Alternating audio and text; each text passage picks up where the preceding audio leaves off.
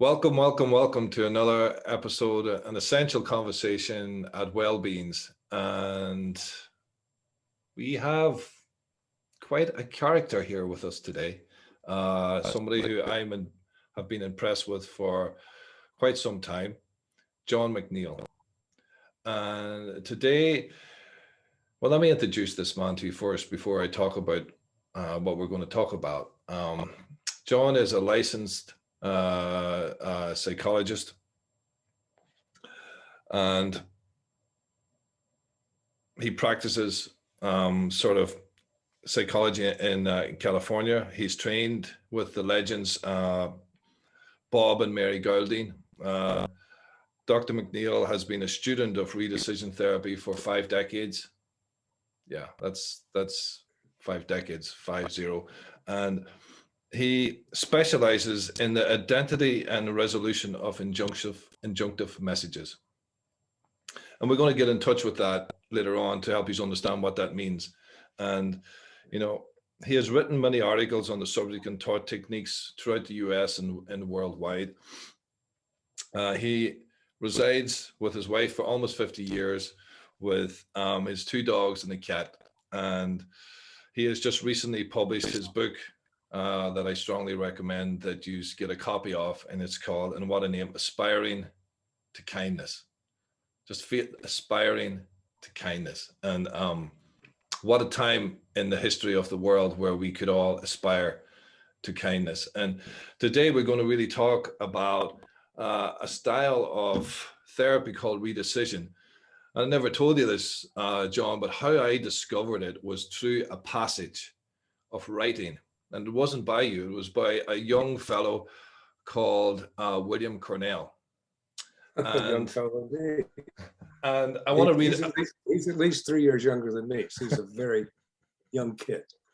But and I often refer to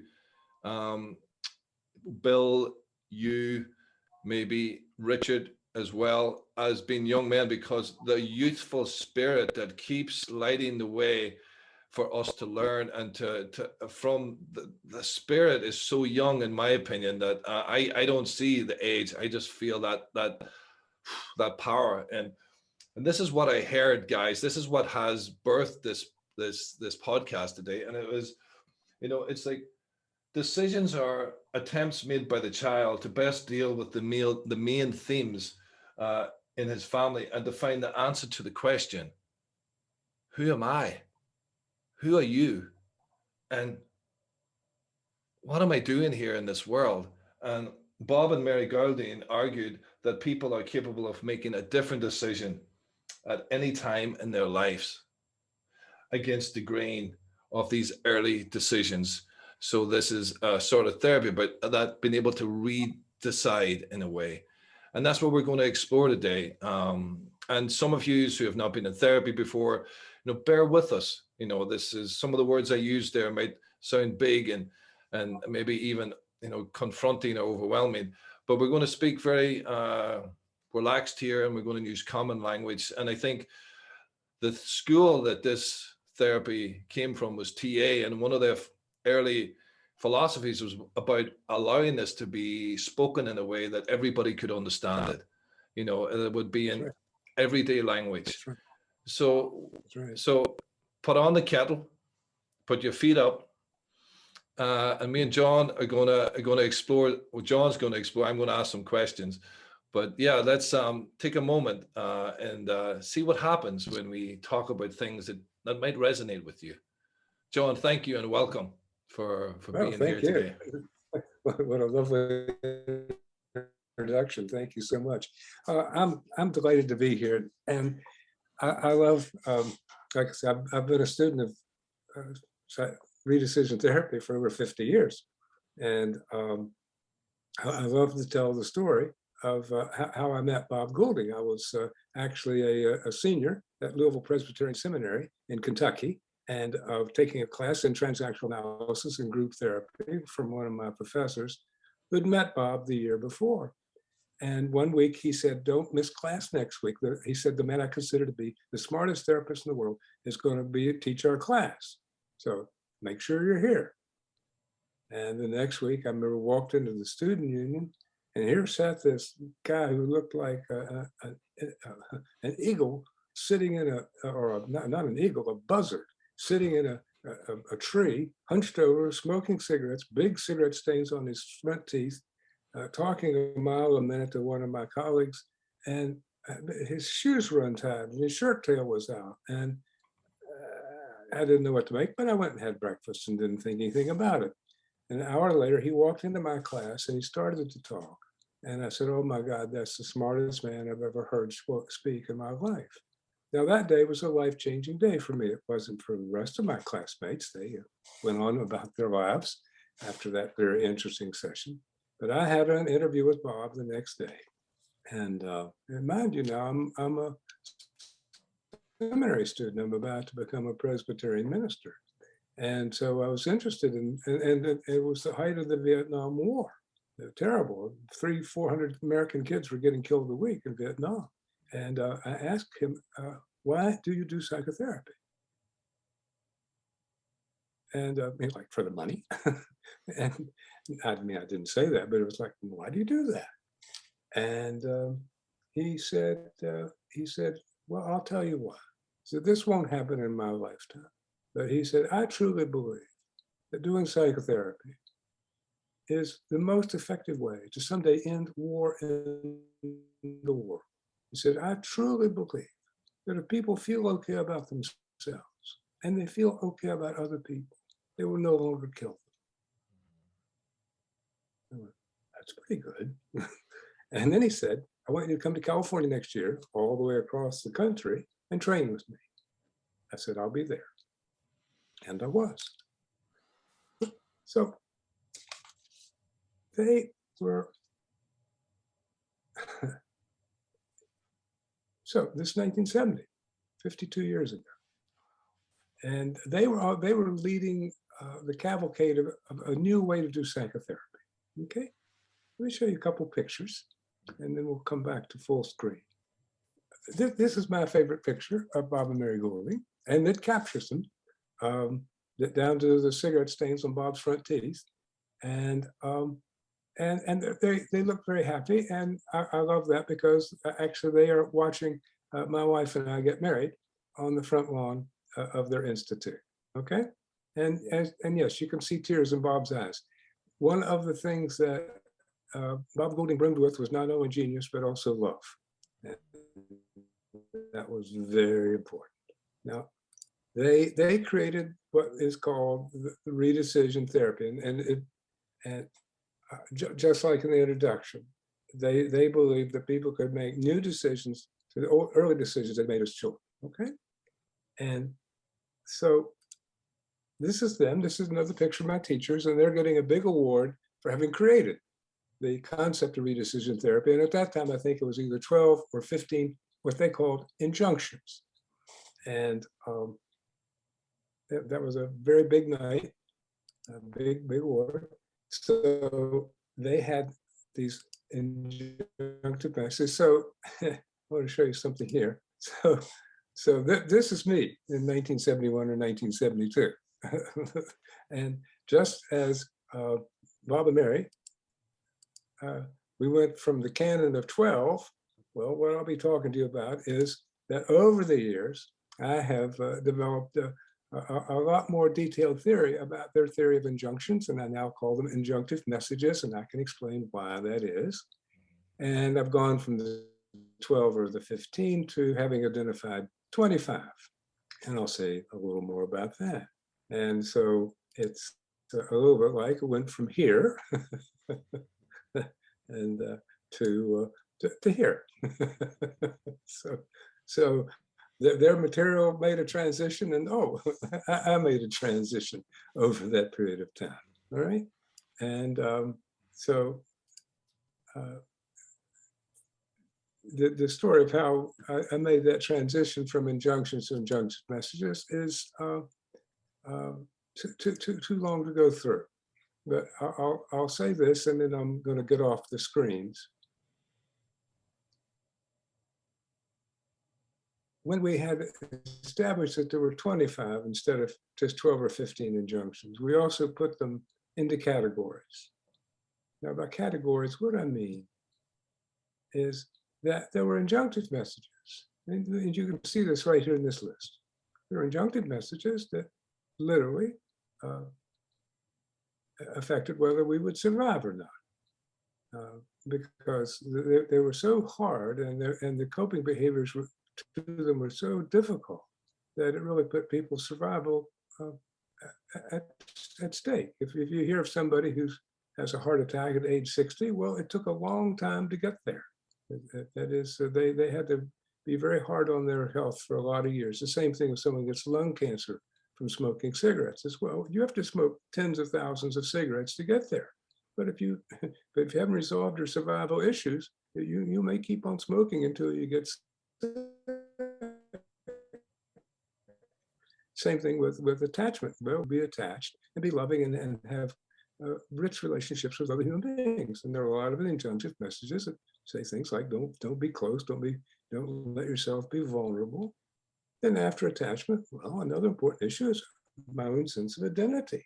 Who am I, and how do I identify myself, and how do I care about myself and love myself? Am I trying to be someone else all of my life, or am I engaged in discovering who I am, and do I like who I am, with warts and all?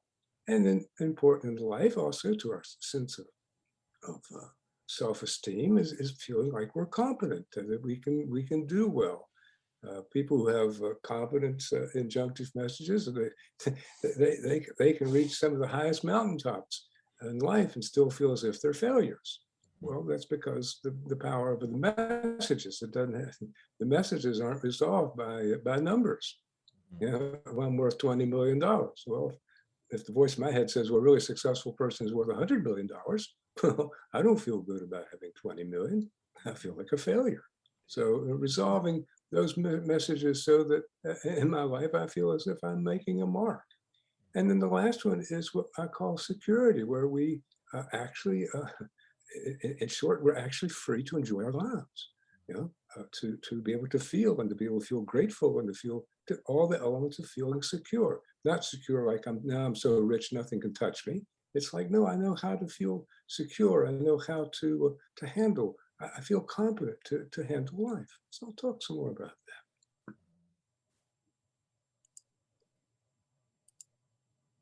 And the most important thing about, I want to say about the injunctive messages is that they are a believable falsehood. Okay? For someone who doesn't have a particular injunctive message, if you tried to say to them, for instance, you shouldn't be here, they'll go, well, what are you talking about? Of course I should be here. It's like, but if I grew up with the injunctive message not to exist, not to be here, I'll believe that. And I'll be spending a lot of my time trying to prove that it's okay for me to be here. And that's very important to understand about these messages, that they are believable to a small child. And I use the example of the small apartment I grew up in as a little boy. It was a nice apartment in a nice neighborhood, but it was a very small apartment, basement apartment. And my father smoked, and he smoked a lot. Well, he filled that apartment up every night with smoke, and there was no ventilation. And so the smoke was like injunctive messages. I didn't have a choice except to breathe the smoke, in the same way that if certain injunctive messages are flowing around you when you're growing up, it's like that smoke. You have to find a way to deal with it somehow. But you don't have the choice of saying, well, I just won't breathe the smoke. Okay? Describing this, it's important for me to say a little bit of history. Because Bob and Mary, they were pioneers. They were discovering ways of doing psychotherapy that had never been done. Now, I'm kind of their number one son. And like all sons, eventually you outgrow your parents. So for a lot of years, I taught exactly what they taught. And after a while, it's like, well, lo and behold, I began to disagree some with my teachers. Here's what they thought. And they were very good at doing this form of therapy.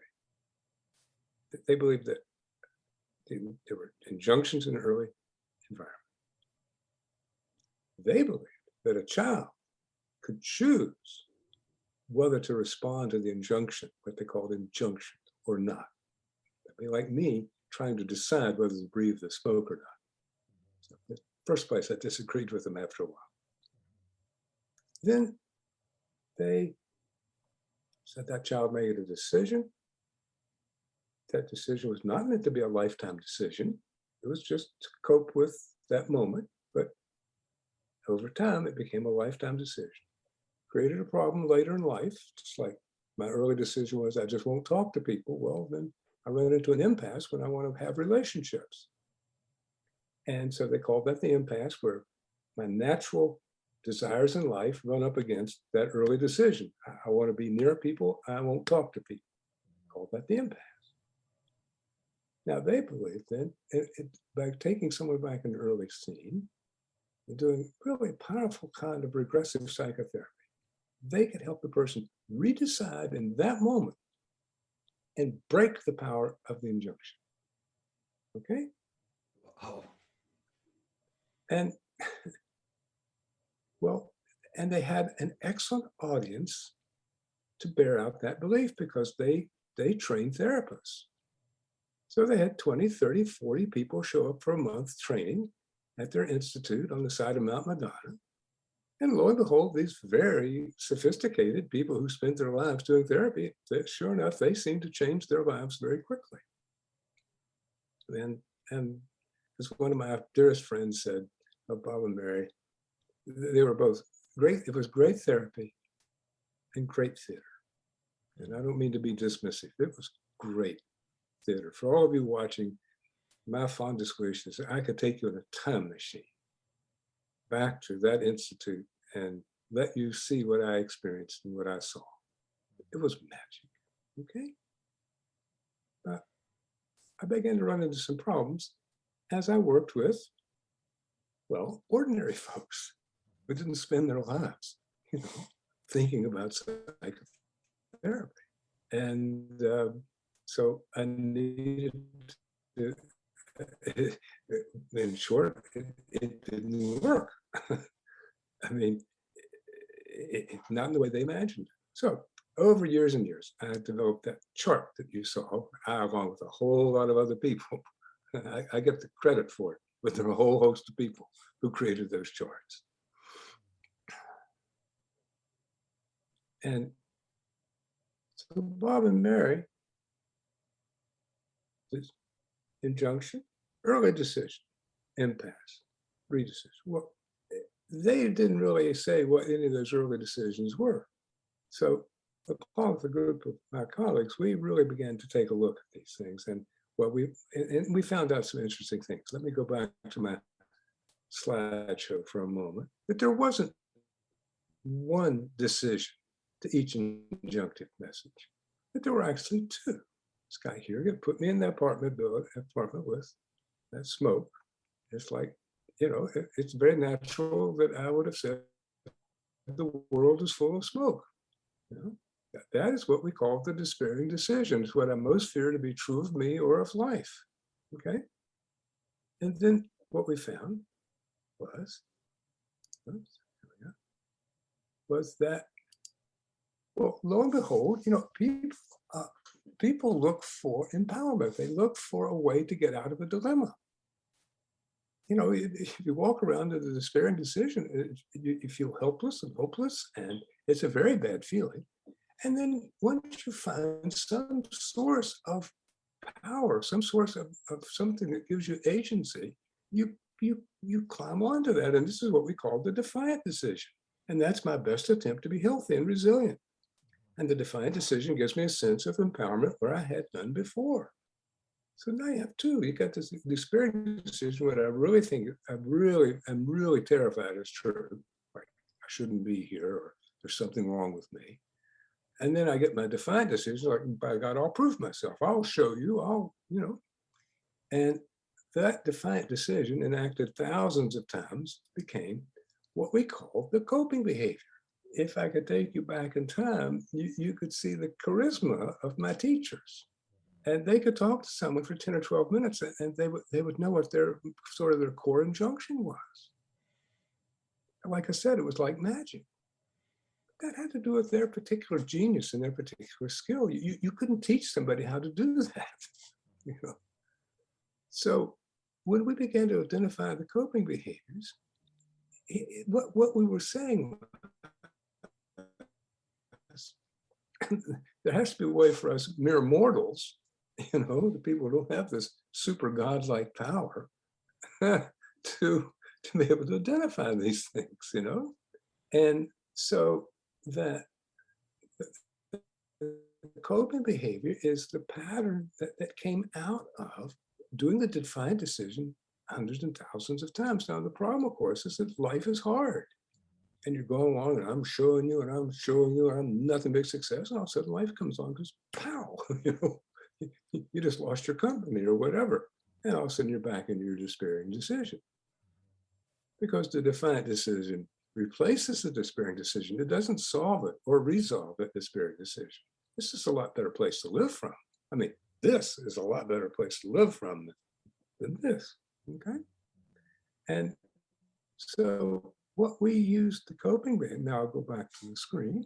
The coping behavior, that's my habit patterns stemming from repeating the defiant decision thousands of times. And you see the words there, key to diagnosis, all right?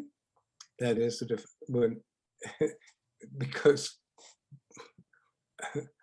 well, I'm pretty intuitive, but most folks in this life don't have this incredible intuitive skill like Bob and Mary.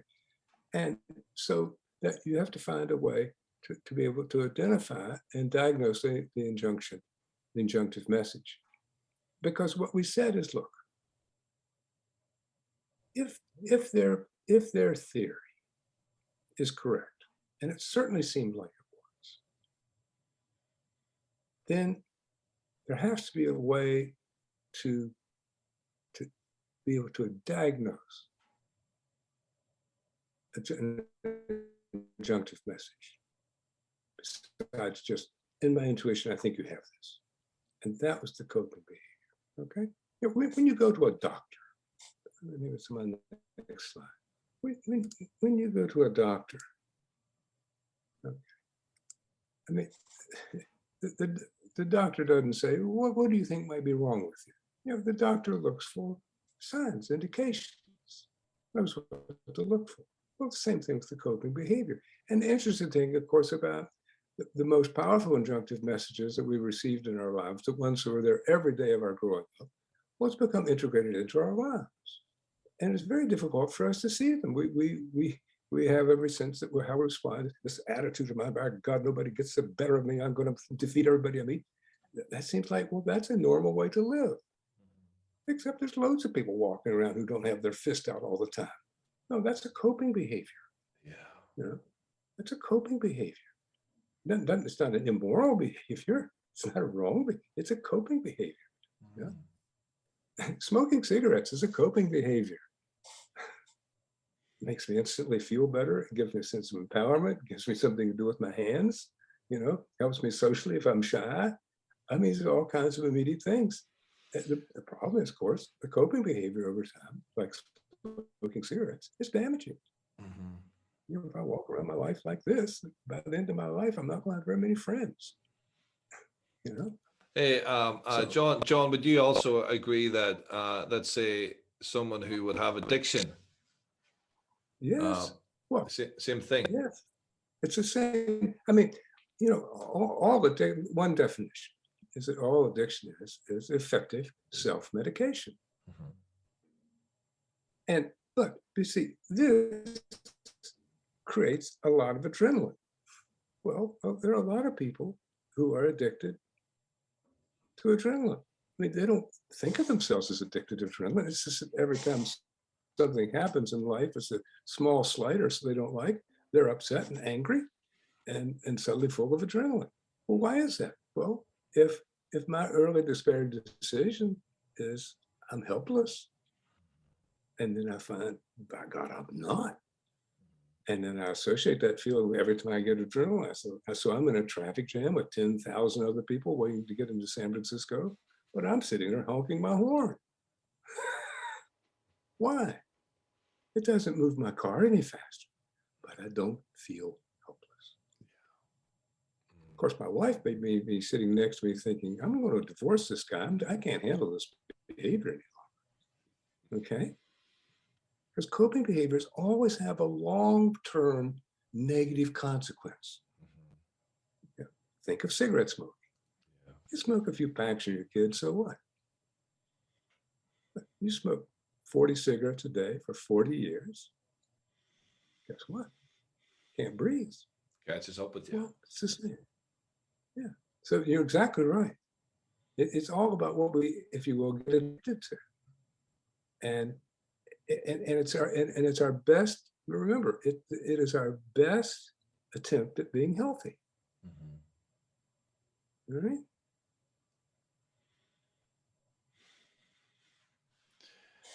Yeah, I love that. It's such a compassionate way to look at it, like as I'm hearing you talk, I feel your heart. I feel Mary and Bob's sort of heart. Like just that, it's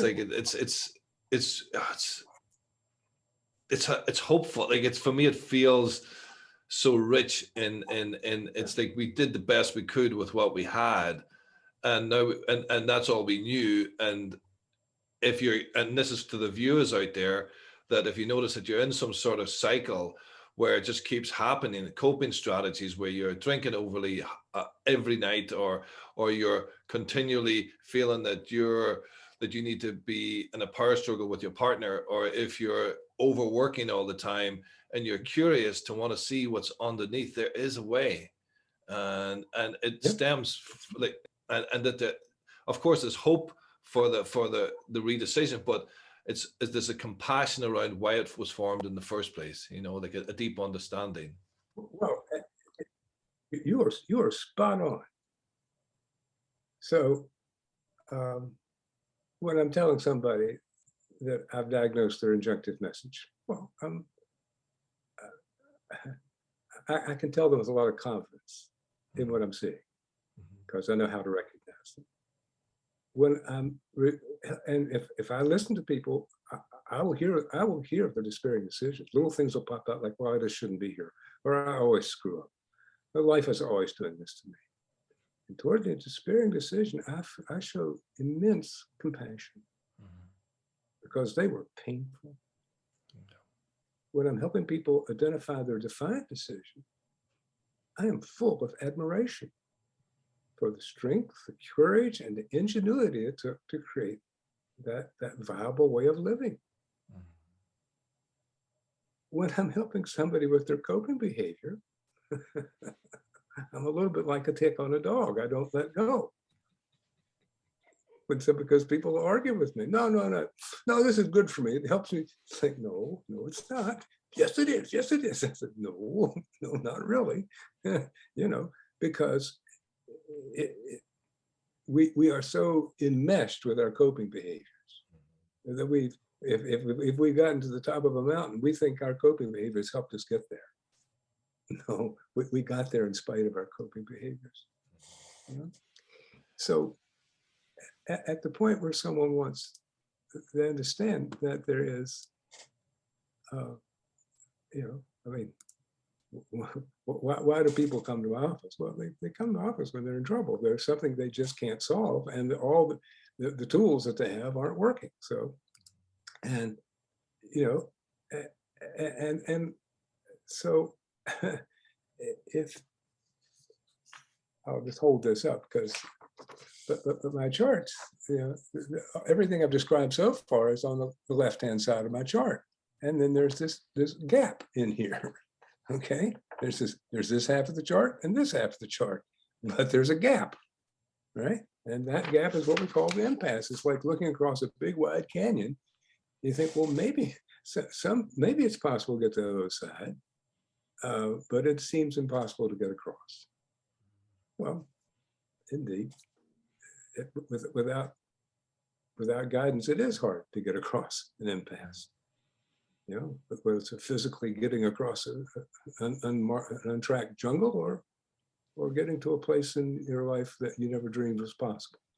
Well, John, And, something yeah, struck me as you spoke there. yeah, This term that you said, and again, there's so much connotations in Ireland and in the UK around going to therapy, but I heard you use the word guidance, yeah, and what a lovely, and again, like, think about how digestible that is, because sometimes therapy assumes that there's something wrong with you, right. or there's That's right. something, and God forbid we face, I don't want to be told that there's something broken. And again, just for That's right. everybody Oh, watching out there, it's like, it's that, like, what would it be like to be guided? What would it that's like to be accompanied? And what would it be like if you didn't have to do it all by yourself? And maybe right. that That's was right. an early decision as well. That's right. I'll do it on my own. Yeah. That is an early defined decision, Hmm. because, folks, we don't do life on our own. Yeah. The book that was mentioned is it, it's about type A behavior, and that's nothing but defiance. I'll show you. I'll be better than you. I'll beat you at everything. I'll get angry if I get disappointed.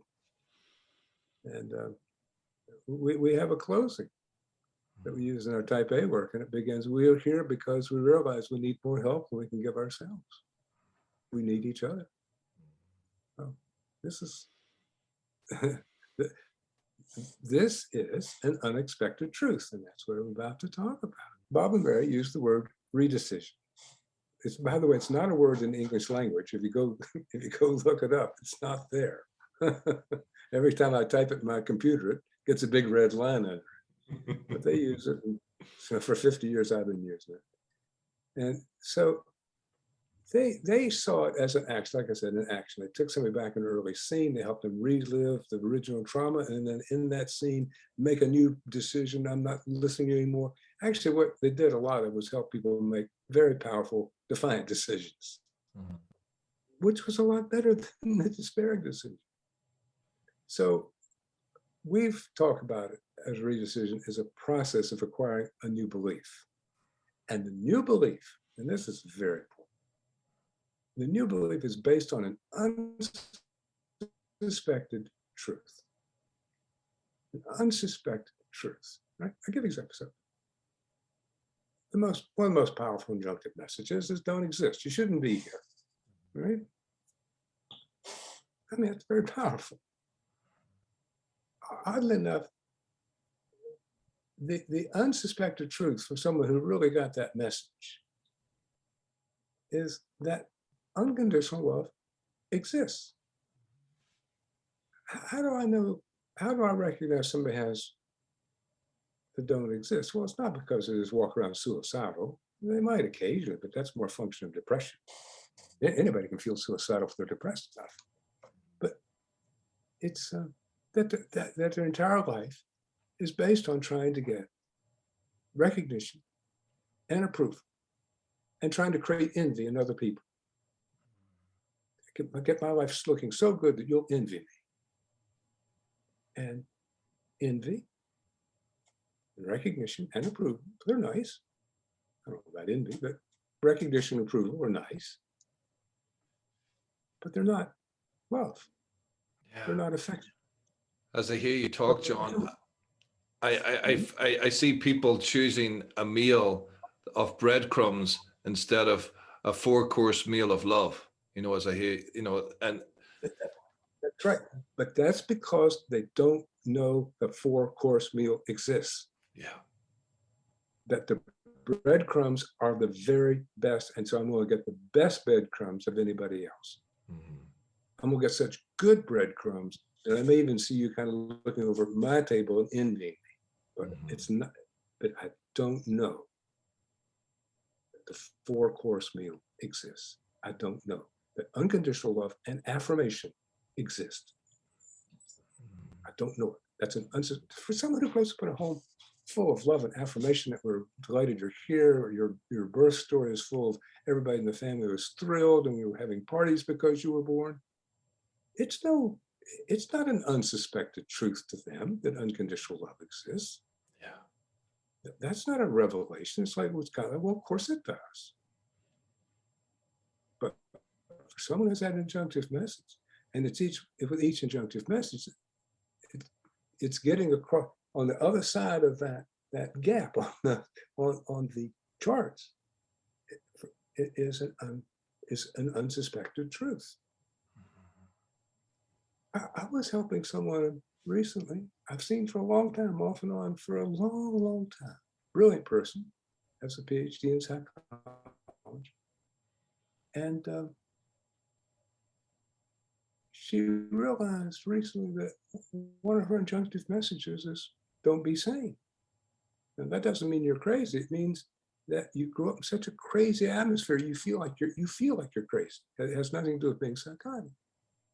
And the unsuspected truth, if you have that injunctive message, which by the way is one of the most painful messages that a person can get, it's on the survival page because of the coping behaviors that get created to fight it.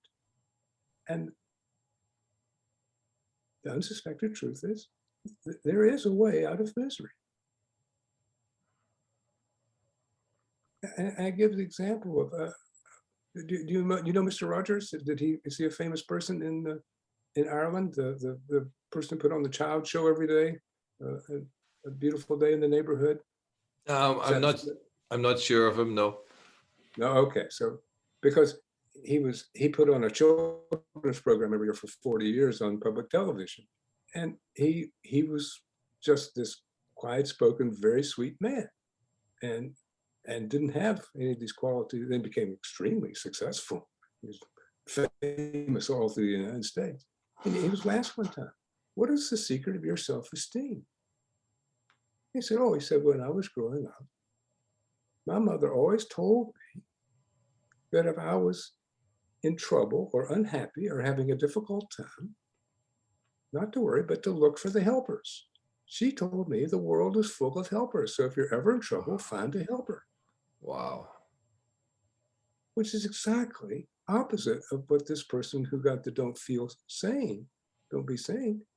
I mean, it's a revelation here that there are helpers, that there's a way, that there are people out there who can help you out of misery. Yeah?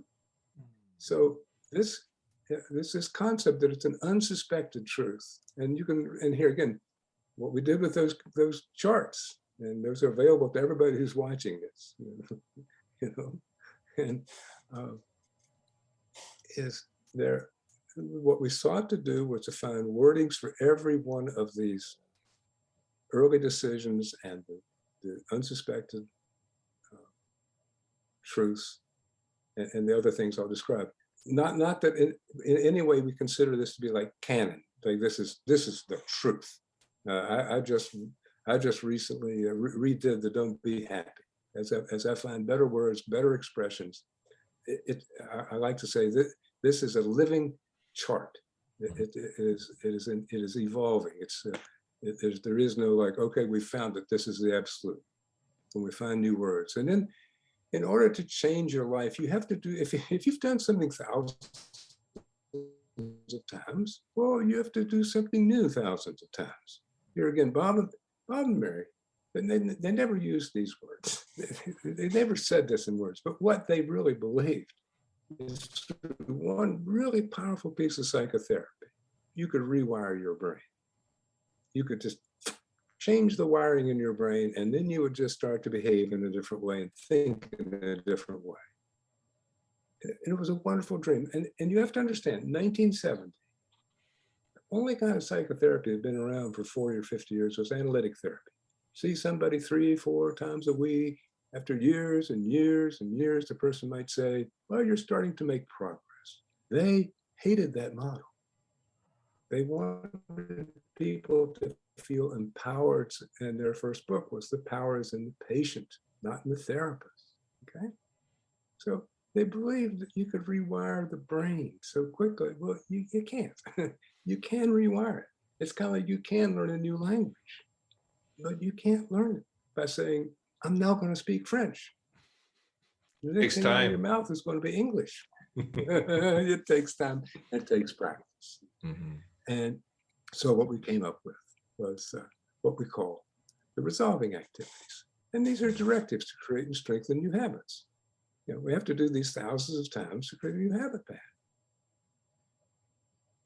You know, I've been driving the slower lanes of the freeway now for almost 30 years. It's pretty natural to me now. It's very unnatural for me to do what I used to do, which is get out and get in struggles with people and try to, you know, beat them out on the freeway. It's like, I'm like, why would I do that? Well, I did that for a long time, you know? And then here's, so the last column, and this is over on the right-hand side of the page. See, we're on the right-hand side now. And this is a new parental voice, because all of us have parental voices in our heads. And if there's a particular message, negative message in my head about I shouldn't be here, I shouldn't be close to people, I shouldn't feel confident no matter how successful I am or whatever it is. Well, one of two things. Either that parental voice is sort of like collaborating with that belief. You know, as one of my patients would say, told me for years that the parental voice in her head would say, well, who do you think you are? Every time she started to have a little success, a little bit of, she heard a voice that said, who do you think you are? Okay, so the voice either collaborates or more characteristically, it's just not powerful enough to stand up to the power of the injunctive message. Because very often, of course, the person who passed the injunctive message, well, they had it themselves. You know, very, very few parents have evil thoughts toward their children. You know, Bob and Mary they kind of made parents the enemy in a certain way. My mother, my brilliant mother, read my entire dissertation, which had a transcript of an entire Bob and Mary workshop, 300 pages of transcript. My mother said, and my mother spent her life proofreading for newspapers, her family newspaper. And my mother said, they don't like parents very much. Well, they kind of didn't. Well, I like parents a lot. We just have to have what we need. If I have a voice that says I shouldn't touch anybody, I shouldn't have any kind of physical contact with somebody, I have to have a parental voice in my head that is strong enough to stand up to that. And it's protective. One of my colleagues once said, you know, if the voice in your head is not speaking to you with compassion, well, don't believe it. Think about that. I mean, think about how many people, oh, you idiot, you stupid, God, you knew nothing but screw up. Where is compassion? So it needs to be protective, and its main characteristics are being loving and protective based in common sense. And the voice must be equal to and more powerful than the injunctive message, right? And that's a different kind of creation. And the goal, when you see my charts, the goal is to get from the left-hand side to the right-hand side, and to live the majority of our lives from the right-hand side of the charts. Okay, easy to say, you know, but we need a good guide. We need a good guide. I mean, I'm sitting here today. Why am I sitting here today? Having a wonderful time sharing all of these things I've been able to discover. Well, I didn't discover them. I've had so much help in my life. You know? And so that, and when something in life happens and I feel myself being pulled over to the left-hand side because we did all those responses that were there for a lot of years of our lives. Well, I know the people who can help. I'm quoting a good friend of mine, which is, I live in a state called the sweetness of dependency. I've never heard that before. That's lovely. Well, it is, you know, that closing is, we are here because we realize we all need more help than we can give ourselves. We need each other. And then it goes on and says, so may all our efforts together be of benefit to each one. And may friendship, laughter, and love bring enrichment to our lives and to all whose lives are in our care. We acknowledge this gratefully.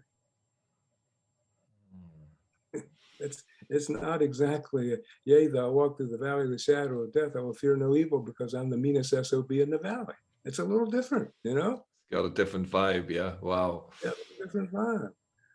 And yeah, I was in the shop this morning and I was getting some things, and to my left there was two guys there, and one guy was in his mind being funny to the other guy, and he was taking him down.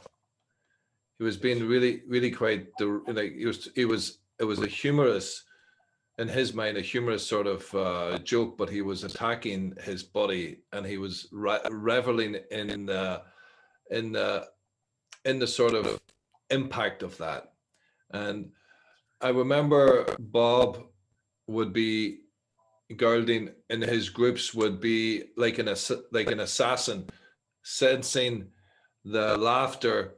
And can you talk a little bit about what he was wanting to educate? How was he wanting to help people understand something like what what was happening that he didn't want to collude with? absolutely. First full day of training, ever did with Bob. After I've gotten to California, we've been here for a few months, got a hold of him, wrote him a letter, said, do you remember me? He wrote back, said, of course I remember you. And anyway, he was very sweet to me because I was a graduate seminary student. I didn't have much money. He set it up so I could train with him for a long time. My first full day of training, and I'm sitting with a group of people. We're sitting on the floor, Bob's on the couch, someone's playing a tape, audio tape, and of some work, and he makes some sort of a comment, and I can't remember now, but he was very funny. He had a very witty, and so all of us, all being about 4 or 5 of us sitting on the floor, we started to laugh because he was laughing and we were laughing. Bob had a big voice. Over top of us was this voice that said, I'm not going to laugh at that. I'm not going to laugh at the idea of you being dead. I got it. That's I'm a quick study. I'm like, what? Because he'd said something, oh, you know, that'll be the death of me. And I remember the fellow said, well, I didn't mean that. Bob said, I'm not going to laugh at the idea of you being dead. I'm not going to collaborate in your destruction. Yeah. So this is what they would confront us. They called this gallows humor that sort of tightened the neck, the noose around your neck, and furthered your negative script. The other thing they did is their workshops were laugh fests, where they helped people laugh at things that built people up, and where we all shared the sense of the peculiarities of life. But the humor lifted people up. It was never at someone's expense. Yeah. Never put, that's right, never put someone down. And I commented to Bob when I was completely fascinated by that and so heartened by it. I mean, it was just, I'll overuse my word. It was magical to watch. And I'm in my 20s. I'm a kid. And I was talking to Bob one evening and I said, you and Mary are so good at drawing out what's really funny and then getting the whole room to laugh and to cheer and to be so excited. And Bob said, he said, John, He said, I truly believe that in the moment that someone is laughing about something that's truly funny, in that moment, that person cannot be ill. In that moment,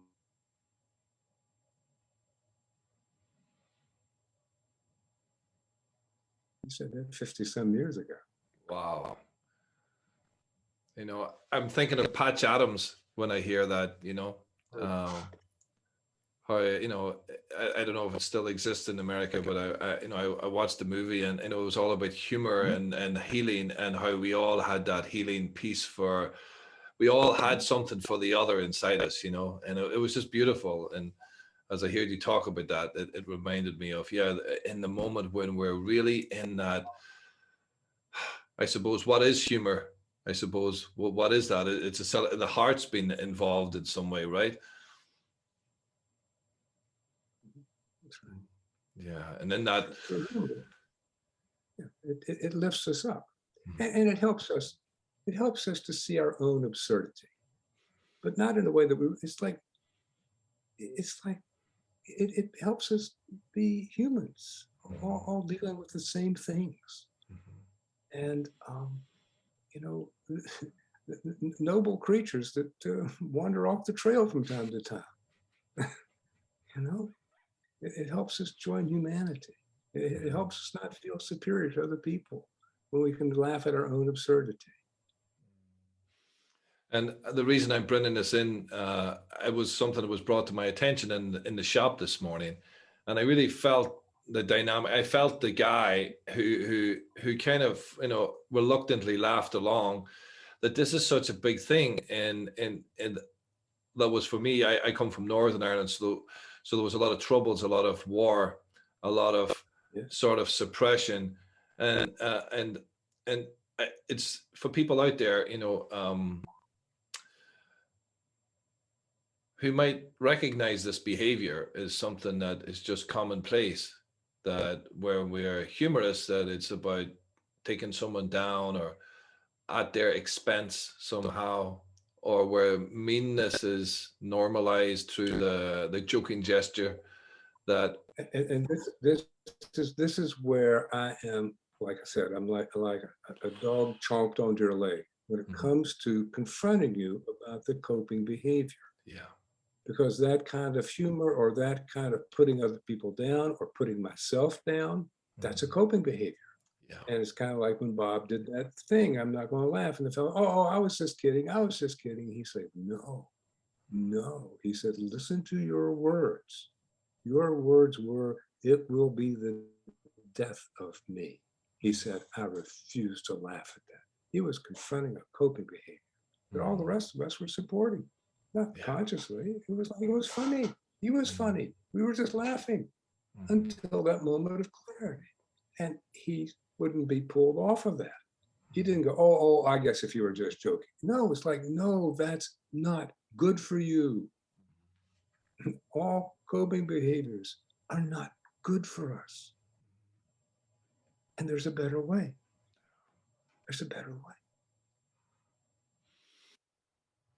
All smoking, I should do an occasional cigar, but all cigarettes, addictive smoking, I'm sorry, it's bad for you. Yeah. I'm not a moralist on a crusade.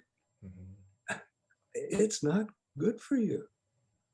My dear friend, Dr. Meyer Friedman, who created the concept of type A behavior, as he got at a certain point in life, when someone came to him and had a heart attack, and he was treating them, he's a cardiologist, and he found out if the person smoked, he refused to treat them. Other cardiologists would, but they said, well, why won't you treat me? And he said, and he spoke as an old smoker himself. He said, why should I treat you if you're determined to be dead? Common sense. Common sense. Yeah. Okay. Now, he also went on to say one time that common sense seems fantastical to those who've lost their own.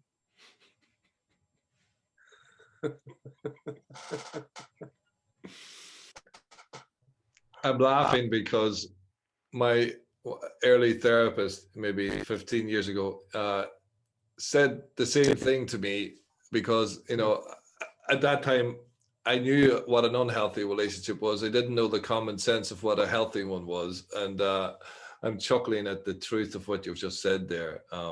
It's like a foreign, it's like a foreign world that, you know, it's like again, that truth that's not, you know, it's like it's still undigestible. It's hard to believe. That's right. You know, and you know, like whenever I've often heard, and I understand it to be true, but you've given so much detail here.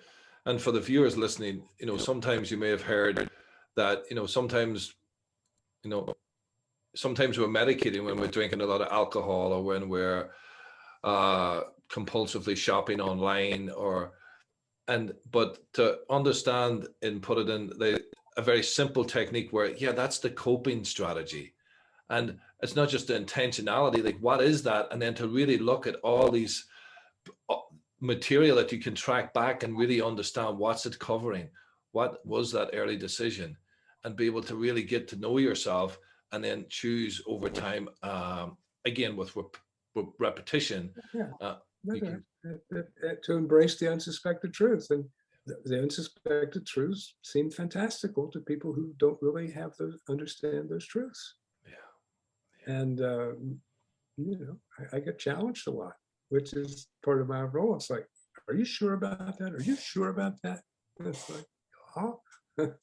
And also that I'm not trying to make anyone do anything. I'm sitting, for the most part, on the right-hand side of the charts. I get to have my adventures back over on the left-hand side of the charts, but I don't live there very much now. But I'm inviting people to come over. I can't make somebody. It's invitational.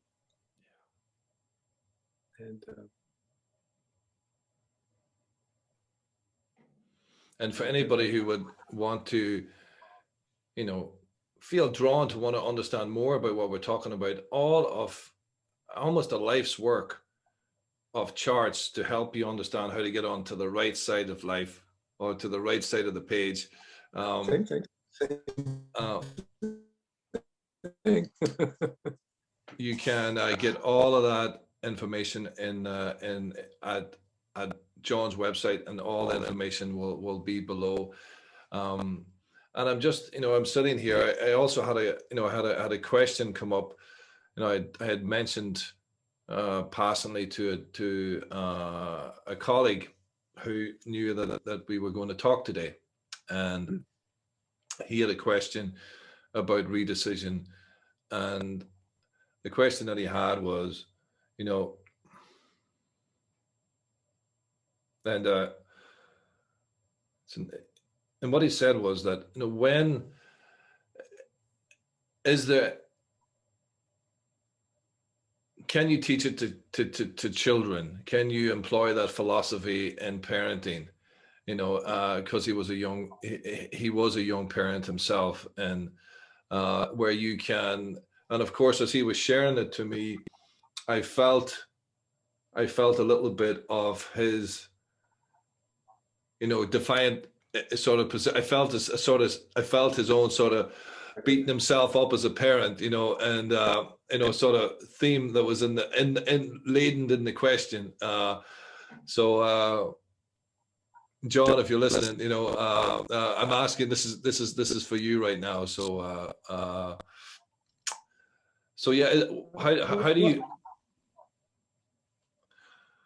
Here's the important thing about parenting: is we do the best we can, and when we learn better, we do better. Mm-hmm. And so, my first teacher, he's gone now. A lot of folks are.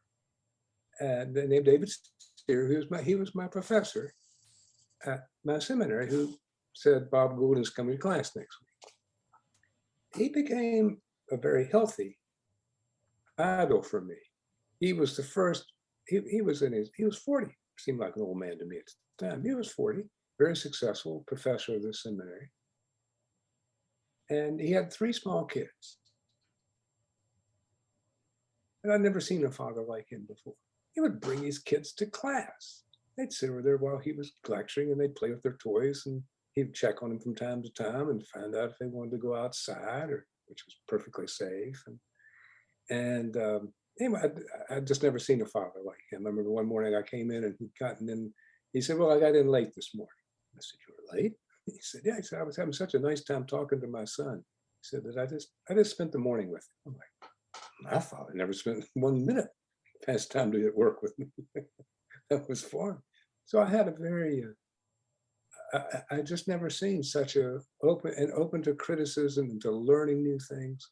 And I asked him in class one time, I said, if you know enough of this stuff, I said, David, I said, can you raise your children without a script, meaning a negative script, of course?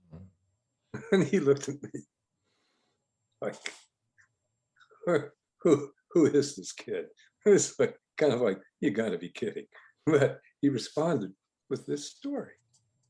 Because, and David was, he was a seminary professor, but he was a jock. He was an amateur tennis champion of Louisville and stuff like that, been a football player. And so he said, I went into my 7-year-old son's room recently. And he said he was looking out the window, and his 7-year-old son was playing, junior league football. And he said Alexander was looking out the window with a dreamy look on his face. I said, and he said, Alexander, what are you thinking about? Well, Alexander told his football. He said, Dad, he said, I'm dreaming of being champion of all the heroes. David just went, well, where do you think he got that? And then he said, basically, of course not. He said, I just hope that I have the God-given sense to get out of their way when it's time. 50 years ago. Yeah, wow. That impacts right there, Well, and it's kind of like, I want my kids to be happy. It's like, well, that's important, but it's more important to teach your kids that life is hard, but you can cope with it. And if you get in trouble, look for a helper. And don't feel like you failed because life is hard. Don't be gloomy about life, but teach them that life is full of struggles, and that everybody suffers. And that's not failure. And also that joy exists. That's an unsuspected belief for a lot of people, that joy actually exists. It actually exists. The only thing about it, it's like suffering. We don't have control over it. Something can happen in 5 minutes, God forbid, and you or I were in suffering. Or we can get a message or a card or something else that lights our lives with joy. I think of the work of Joseph Campbell when he describes what he means by bliss, about being really in the moment, and being able to welcome whatever it is, like the tragedy or sort of the beauty, and that's what, that feels blissful. But wow, John, I'm curious, as we're just wrapping up here, I'm curious, closing comments on Redecision for our viewers who, let's say, are struggling in some ordinary way in life. Look for the helpers. Yeah, there are ways out of the woods. The problem is that look, it's like, you remember it's kind of the humorous description of what does it mean to be crazy? Well, it's doing the same thing over and over, hoping for a different outcome. And coping behaviors are the same. I'm kind of like beating myself up, hoping someday to feel good about myself. And that there is a way out of the woods, and the world is full of helpers. And don't give up. And you know, if looking at my charts helps you and gives you some ideas, well, wouldn't that be wonderful? You know, that's the only reason I created it. It's the only reason I wrote my book. I said, and where if anybody, where could somebody get their hands on it? Is it on Amazon or is it on your website? Where can we get our hands on Aspiring to Kindness? Text me and I will send you a copy. It is not on Amazon yet. It will be, but I have copies. So they can write or text me and I will put a copy in the mail for a small fee.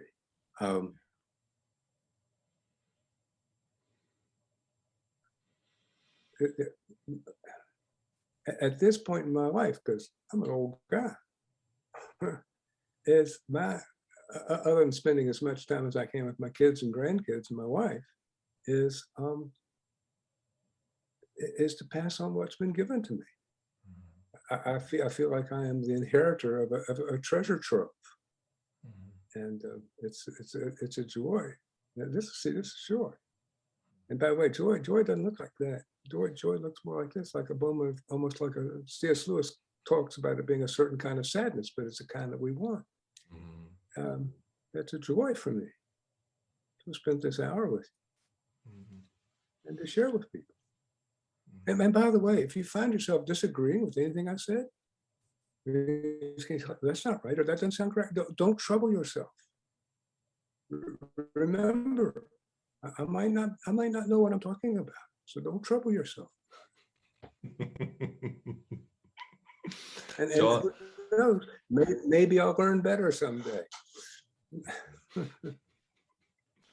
Well, I'm sitting here at the treasure chest, and I'm hoping everybody who's watching can feel what it feels like to pick the treasure that resonates with you from what we've shared today. If something has really moved you, if you've got impacted, if you're curious more, check out all the details of John's website. If you want the book, reach out to him, because I'm going to be doing the same. And if you've been enjoyed it in any way, please hit a little like or a share or put a little comment up, or pass it on to somebody who you think who's in a coping sort of cycle where they're hurting themselves, so you feel like it would be a lovely thing to give them some resource that could help them. But really, thank you for those who have watched and took the time to be with us today. It's been a real pleasure to be with John and to be with you.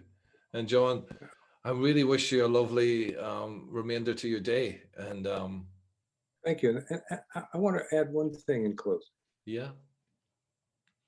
Because the day that Bob Goulding walked into my class, and I was on the outside, I looked pretty good. I was president of the student body. I was good. When Bob Goulding walked in my class, and he started to talk, I not only said, that's the smartest man that I've ever heard. I said, oh, there's somebody who's powerful enough to help me. That was like my own version of there's a way out of misery. Because there was a part of me that had a misery I didn't think was solvable. Okay? And I remember it was like the way I felt like I've been in an airplane in the air for 7 years, and all of a sudden my landing gear started to come down. Now I didn't see him again for months, almost a year. But it's like, oh, there's a way out of misery. Okay. Thank you, John. Thank you. And to anybody who's watching, there's a way out of misery. There's a way out of the dark forest. And it's all about finding the helpers and not doing this thing by yourself. So thank you. Thank you, John.